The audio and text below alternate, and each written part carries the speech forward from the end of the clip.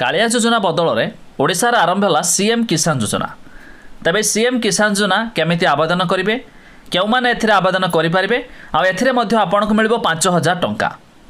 एक कथा आपण मैंने जानते गतकाली गला राज्य बजेट आ उपलक्षे आमर मुख्यमंत्री मोहन चरण माझी बड़ घोषणा जारी कर। आसतु संपूर्ण अपडेट जाना ता पूर्व वीडियो को लाइक करूँ, सब्सक्राइब करनथिले एबे सब्सक्राइब करी पाखर थिबा घंटी चिन्ह को दबाई दियंतु। 2024-25 वर्ष पर पूर्णांग बजेट उपस्थापन करिसेंती मुख्यमंत्री मोहन माझी। एही आर्थिक वर्ष पर मोहन सरकार 2.65 लाख कोटी बजेट विधानसभा आगत करिसेंती।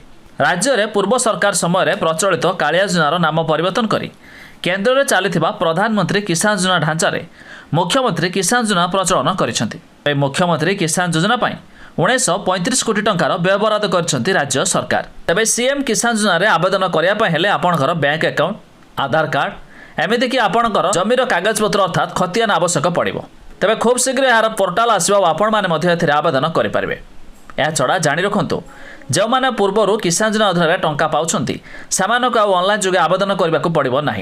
तेरे किसान योजनार डाटा आसी आपण को मिल पार सीएम किसान योजना अधीन टंका जहाँकि वार्षिक मिल 5,000 टंका। तेज आमर मुख्यमंत्री मोहन चरण माझी बजेट उपलक्षे बड़ घोषणा कर कालिया योजना बंद करागला जहाँकि एबे ओपन है सीएम किसान योजना। तेज अधिक जानापी आम वेबसाइट लिंक डिस्क्रिप्शन देचु, आपण मैंने जाई चेक करदे पारे। आ खूब शीघ्र जो मैंने कालिया योजनार बाद पड़ती तेज से वेबसाइट जोगे आवेदन करेंगे।